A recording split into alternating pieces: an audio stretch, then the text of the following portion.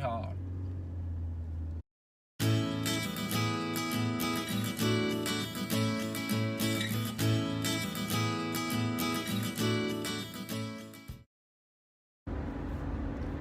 On the road at about the 2-hour mark out of probably 10 today.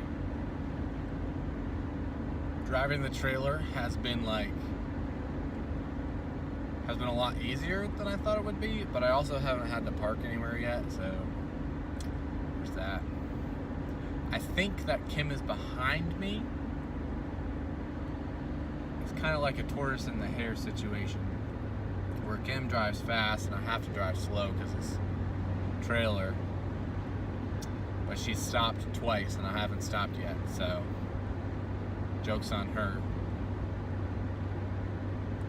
Both cars are completely packed up.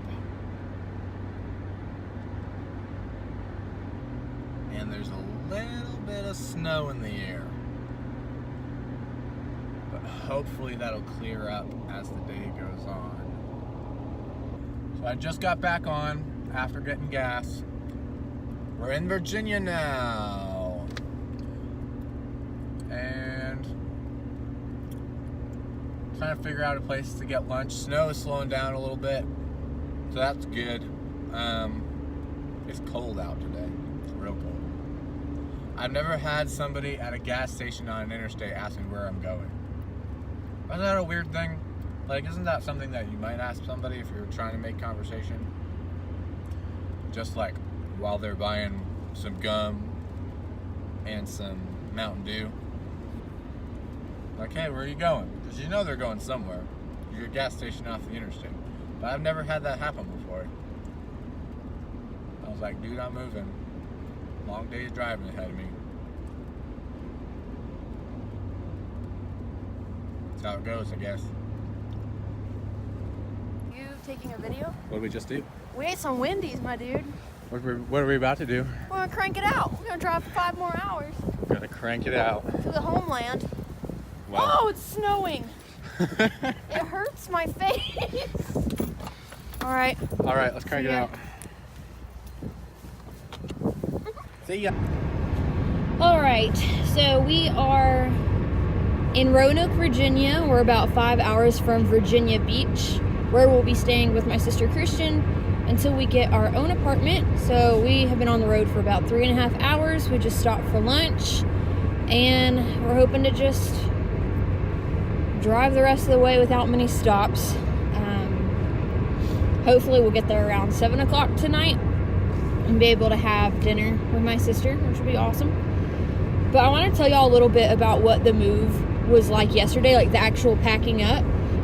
I sent out a question on Instagram, on my Instagram story, and everyone gave me so many awesome tips and some silly ones, and I just want to say thank y'all for that.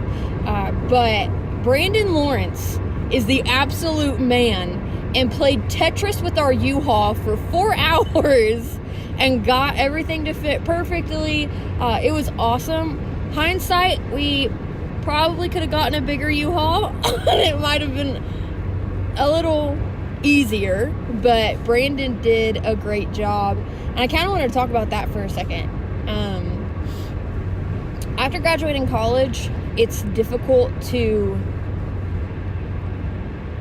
have those same type of relationships. Like Everett and I both just had great relationships, like great friends in college that supported us and encouraged us and just made us want to be better people. And it's hard when you graduate college and you're just not around people that are super similar to you anymore. Like when you go to a small private Christian school like we did, you know that you're more than most likely around Christians who are passionate about whatever major they're in or whatever the case may be. And you just don't have that when you graduate because your bubble becomes a lot bigger. You go to a church that is diverse in age or race or mindset. Like you're around people at work that could be your age, could be younger, could be a lot older, and it's just different. So it was so amazing for us to text Brandon and Rachel the day we were packing up and basically just send out an SOS that we needed some help. Hold on, I'm going to wave to Everett as I pass him. We sent them an SOS saying that we're a little overwhelmed and we needed them to head our way. And they did. And they live over an hour away from us. But they came on Monday immediately, basically. They brought us Starbucks and they didn't complain once. Like, they were just so willing to help us out. And that was just a model, not only of the type of friends that I hope to have in Virginia Beach, but also the type of friend that I want to be. That they gave up their off day. Like, Mondays are their off days. And they willingly gave that up to come help us in our mess. Like, I did not prepare the way I needed to with Thanksgiving break and my sister giving birth to her first baby. There's so many things going on that we literally got back to East Tennessee on Sunday night and had to pack everything up on Monday. So I think it's neat how people have this ability to inspire you even when they don't know that they are. Like, there are people that are obviously inspirational speakers and authors, and inspiration is what they do by choice, by purpose, or on purpose. But it's just neat that we have the ability as human beings, as image bearers of God, to inspire, to encourage, to be creative. And I don't know, I just want to be more like Brandon and Rachel as they become more like Jesus. And I hope that I get to be that inspiration for someone else as well. That one day maybe someone will look back and think, man, like, I want to be like Kim. Like, Kim's someone who showed me what God looks like a little bit more. I don't know, I think that's cool. I hope Everett and I do that in our marriage. I hope we do that at work, at home, hopefully one day with kids. It's just a neat idea, you know?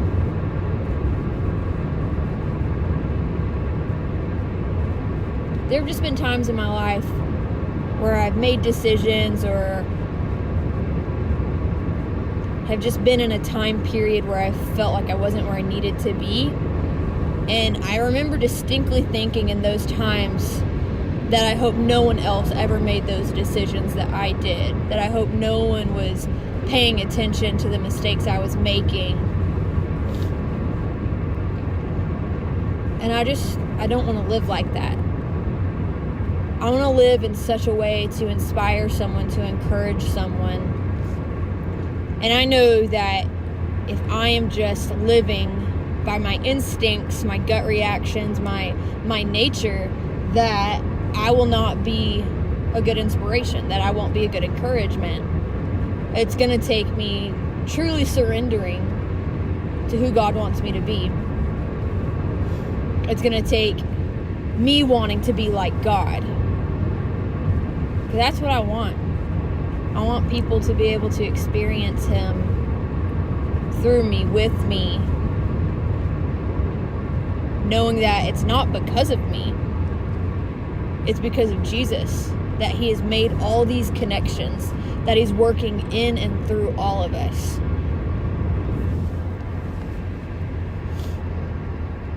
I also wanted to stop snowing, but hey, we can't have everything, am I right?